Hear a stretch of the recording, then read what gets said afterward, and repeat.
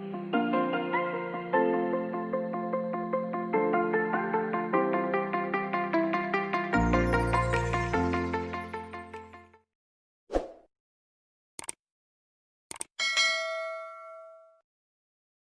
Friends, जो application development using Python की video lecture की सीरीज़ में आपका स्वागत है।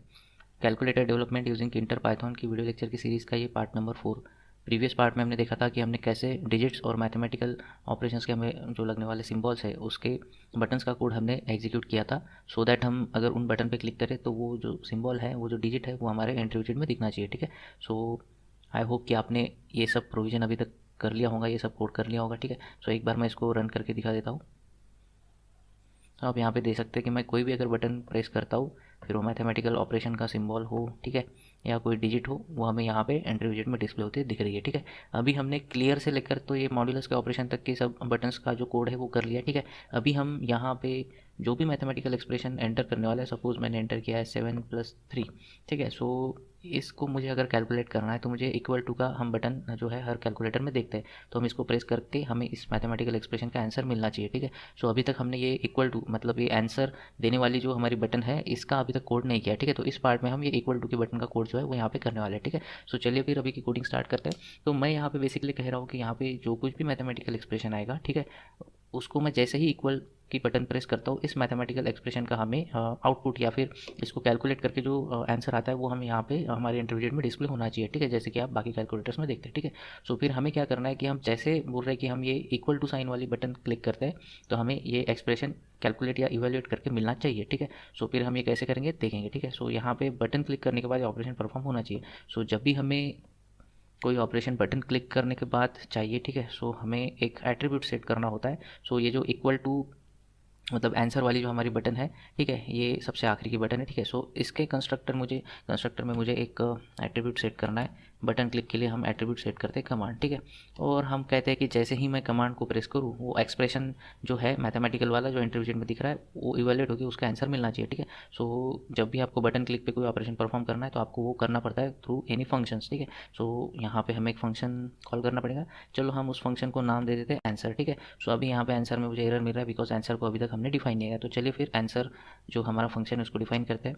बटन क्लिक करने के बाद ऑपरेशन कैसे परफॉर्म करते हैं, अगर ये आपको अच्छे तरीके से समझना है तो यहाँ पे मैं आई बटन पे एक लिंक भेज रहा हूँ, जहाँ पे बटन क्लिक करने के बाद जो ऑपरेशंस परफॉर्म हम कैसे कर सकते हैं उसका एक डिटेल वीडियो मैंने बनाया है। ठीक है, सो आप उसको देख सकते हैं रेफरेंस के तौर पे।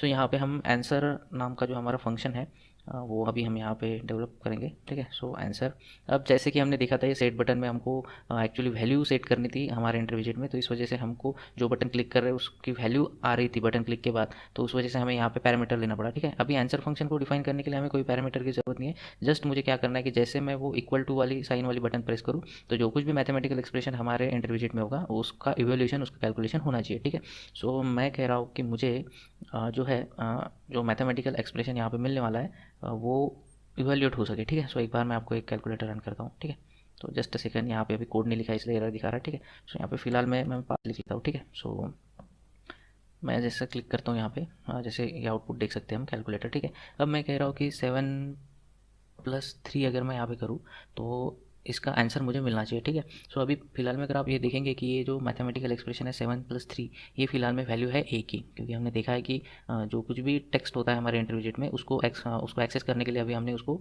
एक टेक्स्ट वेरिएबल असाइन किया था ए। ठीक है, सो अभी फिलहाल में ए की जो वैल्यू है वो है 7+3। ठीक है, सो ए में अभी जो एक्सप्रेशन है ये मैथमेटिकल एक्सप्रेशन, इसको हमें कैलकुलेट करना है। ठीक है, सो हम इसको कैलकुलेट कैसे करेंगे, इस एक्सप्रेशन को गेट करने के लिए हमें पहले ए की वैल्यू को गेट करना पड़ेगा। ठीक है, so what we can do, just see, मैं यहाँ पे क्या करूँगा आंसर नाम की फंक्शन के कोड में, क्योंकि इक्वल टू का बटन प्रेस होने के बाद हमें ये कोड एग्जीक्यूट होना चाहिए ऐसा लगता है। ठीक है, सो आंसर ये जो फंक्शन है ये इक्वल टू का बटन क्लिक होने के बाद एग्जीक्यूट होने वाला है, तो यहाँ पे हम जो है उसका कोडिंग करेंगे उस मैथमेटिकल एक्सप्रेशन को कैलकुलेट करने का। ठीक है, तो आपको कुछ नहीं करना है, आपको जस्ट एक फंक्शन यूज़ करना है, इवैल। ठीक है, सो इवैल एक ऐसा फंक्शन होता है पाइथन का जो हमें कोई भी मैथमेटिकल एक्सप्रेशन हो, कोई भी फॉर्मेट में हो, स्ट्रिंग फॉर्मेट में, वो उसको इंटीजर में या फ्लोट में या फिर अप्रोप्रिएट फॉर्मेट में कन्वर्ट करके उसका हमें इवोल्यूशन मतलब कैलकुलेशन करके परफॉर्म करके देता है। ठीक है, सो अभी जो हमने देखा था 7+3 एक्सप्रेशन हमने कहाँ पे स्टोर किया था इंटरमीडिएट में, उसको हम कैसे एक्सेस कर सकते हैं, उसको हम ए के थ्रू एक्सेस कर सकते हैं, बिकॉज टेक्स्ट जो हमारा इंटरमीडिएट था उसके टेक्स्ट को एक्सेस करने के लिए मैंने एक टेक्स्ट वेरिएबल सेट किया था ए।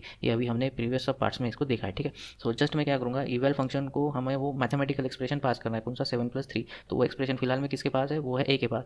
सो वो एक्सप्रेशन अगर यहाँ पे एक्सेस करना है तो आई have to say a dot gate. इसके पहले अभी हमने ये ऑपरेशन देखा, ठीक है। सो जो कुछ भी मैथमेटिकल एक्सप्रेशन है वो यहाँ पे ए डॉट गेट से मैं एक्सेस कर लूँगा और ये मैं पास कर दूंगा इवल फंक्शन को। तो जो 7+3 वाला एक्सप्रेशन अभी देखा था हमने, उसका आंसर जो है वो इवेल्यूट हो जाएगा, ठीक है। अब ये जो आंसर मिला है हमें, ये आंसर मिलने के बाद वो आंसर हमें उस एंटर विजेट में सेट करना है, ठीक है। सो इसके लिए हम क्या करते हैं कि ये जो कुछ भी आंसर हमें मिलता है उसको स्टोर करने के लिए मैं यहाँ पे टेम्पररी बेसिस पे एक वेरिएबल बना लेता हूँ, ठीक है। सपोज मैं उस वेरिएबल को नाम देता हूँ एंस, ठीक है। सो ये जो एएनएस नाम का आंसर नाम का हमारा वेरिएबल है, ये अब ये जो कुछ भी इवैल्यूएशन करके हमें जो कुछ भी रिजल्ट मिलेगा मैथमेटिकल एक्सप्रेशन का, वो यहाँ पे स्टोर हो जाएगा आंसर में, ठीक है। और वो जो आंसर है वो मुझे फिर से सेट करना है एंटर विजेट में, क्योंकि हमें सिर्फ एक्सप्रेशन इवैल्यूएट नहीं करना है, एक्सप्रेशन का जो आंसर आएगा उसका जो वैल्यू निकल के आएगा वो हमें क्या करना है, उस एंटर विजेट में ही डिस्प्ले कराना है। तो मुझे वो क्या बोल सकते हैं हम, उस एंट्री विजेट में उसको डिस्प्ले कराना है। तो वो हम किसके थ्रू कर सकते हैं, इस एंस नाम के जो हमारा वेरिएबल है उसके थ्रू, ठीक है। सो हम कैसे करेंगे, सो एंट्री विजेट में जो टेक्स्ट होता है उसको हम कॉल करते हैं बेसिकली ए के थ्रू, ठीक है।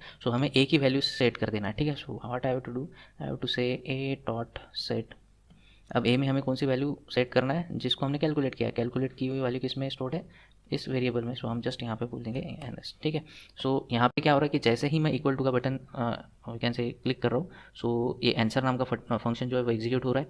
सो आंसर नाम के फंक्शन का कोड क्या है कि ए में जो कुछ भी मैथमेटिकल एक्सप्रेशन है वो हम ए डॉट गेट से एक्सेस करेंगे और वो पास कर देंगे इसको इवेल फंक्शन को। तो ये पाइथन का इवेल फंक्शन ऐसा एक फंक्शन है जो किसी भी मैथमेटिकल एक्सप्रेशन को वी कैन से एग्जीक्यूट करता है और उसको कैलकुलेट करके हमें रिजल्ट देता है, आंसर देता है, ठीक है। सो वो जो रिजल्ट आया है इवैल्यूएट करके वो हमने स्टोर किया है आंसर में। सो जो हमें रिजल्ट मिला है उसको हमें अभी क्या करना है, उसी एंट्री विजेट में सेट कर देना है। सो एंट्री विजेट का टेक्स्ट हम एक्सेस करते हैं ए के थ्रू, तो ए की वैल्यू को क्या कर देंगे, सेट कर देंगे, ठीक है। बिकॉज ए जो है वो हमारा टेक्स्ट वेरिएबल है हमारे एंट्री विजेट का। सो जैसे मैं कहता हूँ ए डॉट सेट एएनएस, इसका मतलब ये जो इवैल्यूएशन मिलके जो हमें रिजल्ट मिला है वो अभी एंट्री विजेट में क्या हो जाएगा, सेट हो जाएगा, ठीक है। सो देखते हैं फिर हमने यहाँ पे ये जो कोड लिखा है इक्वल टू बटन का, वो एग्जीक्यूट होता है क्या।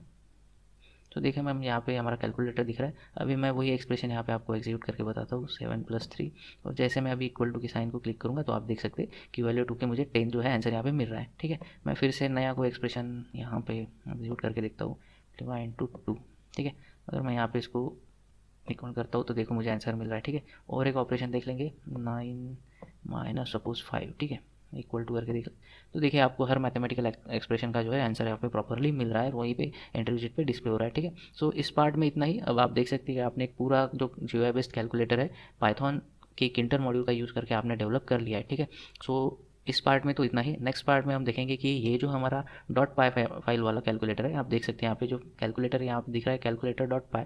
अब ये पाई फाइल आपको रन करने के लिए आपको आपके सिस्टम में पाइथन चाहिए, पाइचाम चाहिए, ठीक है। लेकिन अगर आप चाहते हैं कि आपको ये विदाउट पाइथन पाइचाम आपको अगर सॉफ्टवेयर इंस्टॉल करना है या फिर रन करना है किसी भी सिस्टम पे, ऑपरेटिंग सिस्टम जहाँ पे विंडोज़ इंस्टॉल है, तो आपको इस पाई फाइल को .exe में कन्वर्ट करना होगा, ठीक है। सो नेक्स्ट पार्ट में हम देखेंगे कि हम कैसे इस कैलकुलेटर डॉट पाई फाइल को exe फाइल में कन्वर्ट करेंगे और फिर हम उस exe फाइल को किसी भी विंडोज़ ऑपरेटिंग सिस्टम के लैपटॉप पे या कंप्यूटर पे हम उसको रन कर सकेंगे, ठीक है, without installing Python and PyCharm. Okay, so फिर आज के पार्ट में इतना ही। सो अगर आपको ये वीडियो पसंद आता है तो थैंक यू वेरी मच। हमारे चैनल को सब्सक्राइब कीजिए और वीडियोज़ को स्टूडेंट के साथ में शेयर